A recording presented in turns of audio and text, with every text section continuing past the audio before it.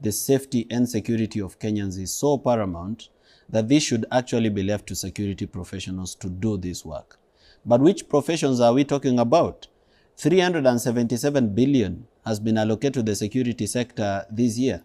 110 billion was allocated to the National Police Service, and about 46 billion was allocated to the National Intelligence Service. So 110 billion plus 46 billion to NIS and to the National Police Service, and yet we have an Inspector General denying that they do not know where these young people were or have been or who is abducting them.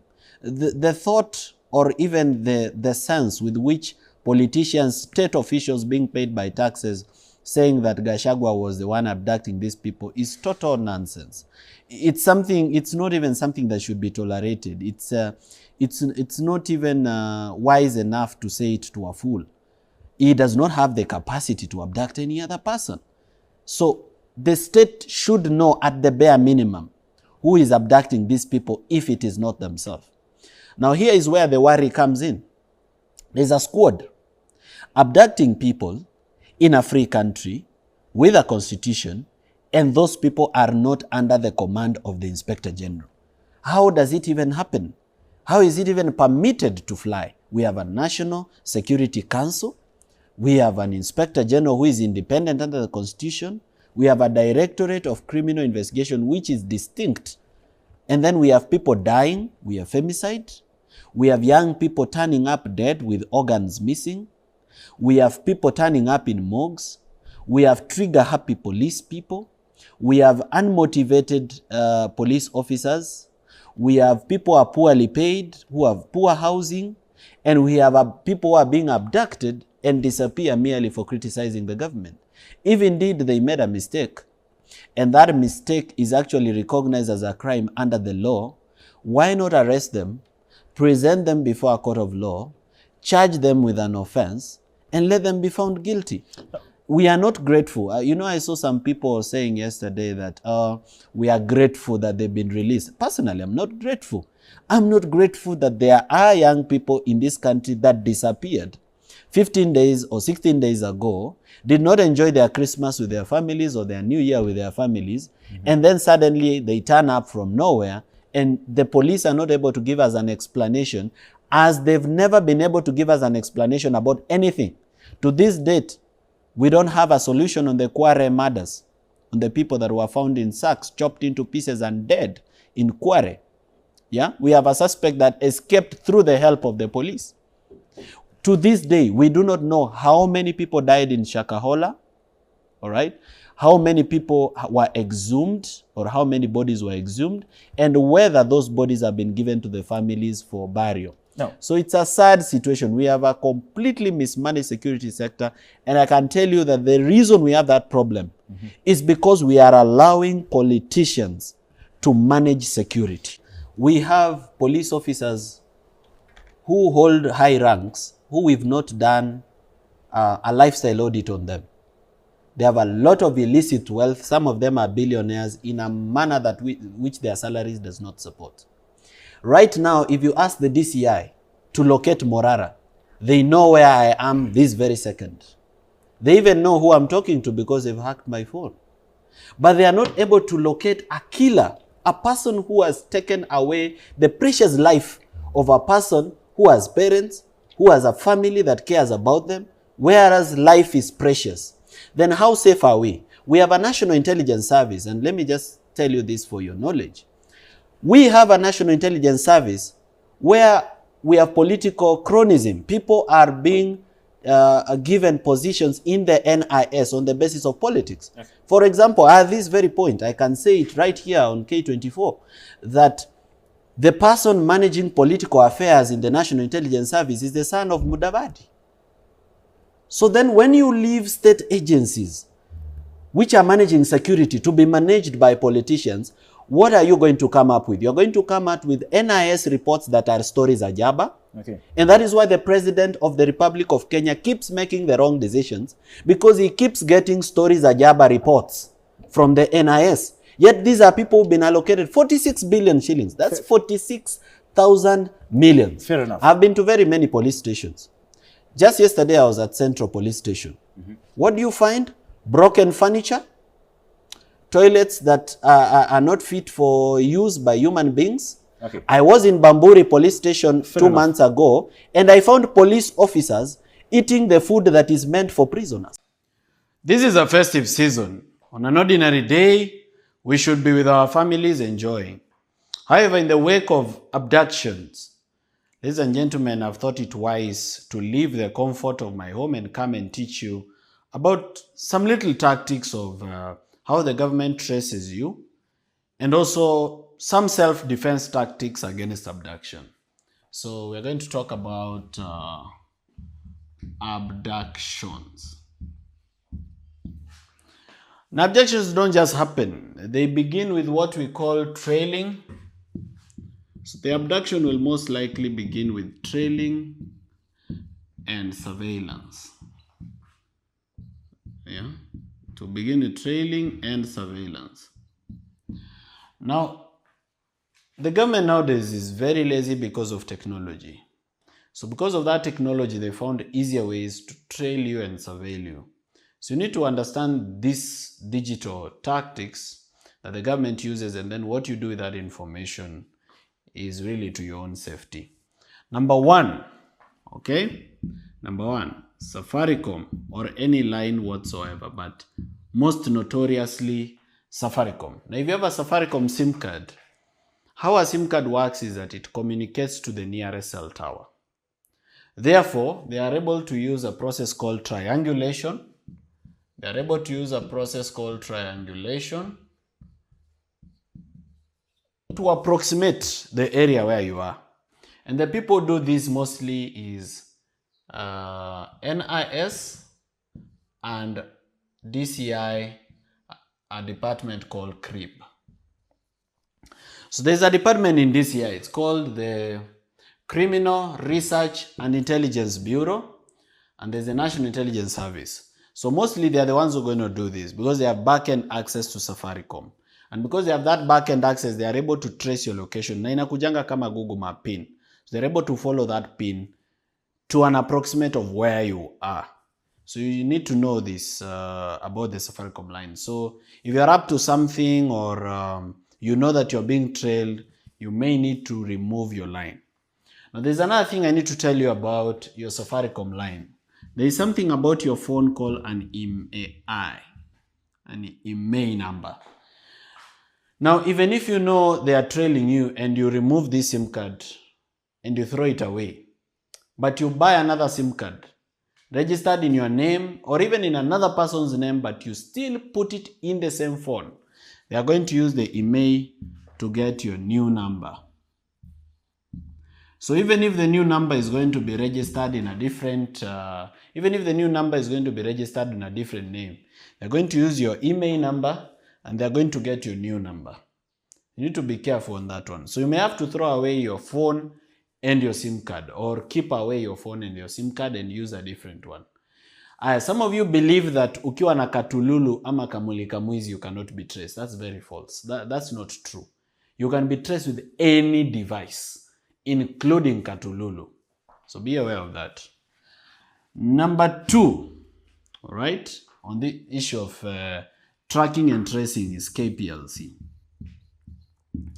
Now, so KPLC is very notorious for giving out your location. And KPLC knows literally where 90% of Kenyans live, especially if you have electricity. How they know is because of your meter number. Now, you will remember that whenever someone applies for a meter number from KPLC, they always provide the plot number. And whenever KPLC comes to give a quotation, they usually take the coordinates of that place. So because of this meter number and because of the national grid of the KPLC, they can use your meter number where you pay tokens to know your house. That is why sometimes you wonder, unapata wamekuja, wameenda hadi 5th floor, wameingia hadi number C1. It's because they know your meter number where you pay your token. So they're going to know your house. Again, as I told you, what you do with that information is really up to you. Number 3 is your phone. And here I want to specifically speak about something called Pegasus. Now, Pegasus is a hacking software, a surveillance software that was developed in Israel that Kenya bought for billions of shillings. Of course, there was corruption. There's corruption even in NIS. And what it does is that it sends a text to your phone. Now, Pegasus, unlike other hacking softwares, they don't have to touch your phone. Sio lazima washike simu yako for them to install Pegasus. They just need to send you a message. Once the message enters your phone, it downloads the software into your phone. Now, one of the ways to know whether you have been attacked by Pegasus is you leave your phone on the table, you're not using it, then you come back and find that your phone is hot. Unaacha simu kwa meza, unakuja unapata iko na joto. The reason is it's transferring information somewhere. And once Pegasus is in your phone, they can do everything. They can turn on your GPS, they can turn on your Wi-Fi, they can connect to the nearest Wi-Fi, they can read your messages, they can read your WhatsApp, they can check your M-Pesa, they have your contact list. There is nothing they cannot do if they've infected your phone with Pegasus. Nothing at all. So now, if they've hacked you using Pegasus, the following things are going to happen. Number one, they will access your information. They'll access your data. Everything you do, including calls. Number two, they'll turn on your mic. So there's a microphone in your phone. They'll turn on that mic and listen to you real time. Like as you're talking, they're listening. The third thing they'll do is they'll turn on your camera. So they cannot just listen. They can also take a photo of you or a photo of your surrounding as you're holding your phone. That's what they can do with your phone when they hack it. And as I've told you, they don't have to access your phone. It's not like these hackers who send you a suspicious email, you click on the link, then they hack your phone. No. This one, if they send it to your phone, you don't need to do anything. They've hacked it. Now, if you have the following things in your phone, you need to be careful.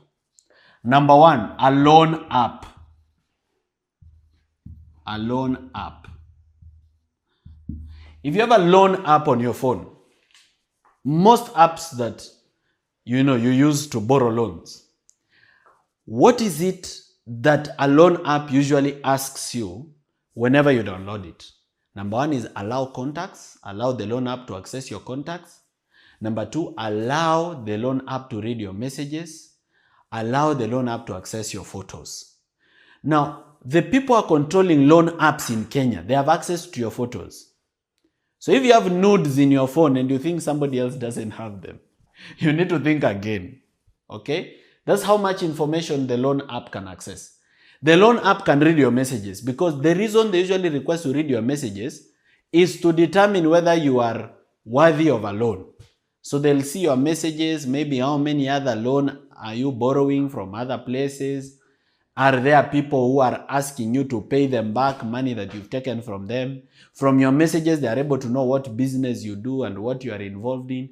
Imagine this is personal data that they are accessing inside your phone. So if you have a loan app, you should know that everything that goes on in your phone, there's a likelihood that the loan app servers have it. Okay? Number two, a dating app.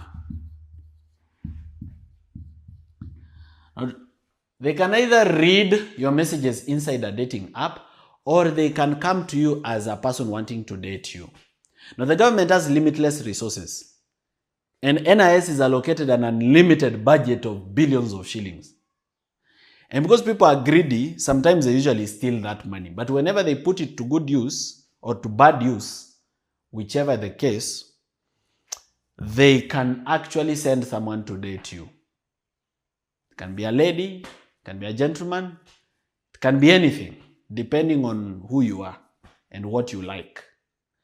So they cannot lack $1 million or 200,000 or 50,000 or 10 million to give to someone to date you. In fact, they themselves, they have beautiful ladies and handsome gentlemen who can be given a quick Range Rover. They come and show you a lot of razzmatazz and glamour. You fall in love and they start surveilling you. So they can either do it to surveil you for information, or they can do it to kill you. So death is also a possibility.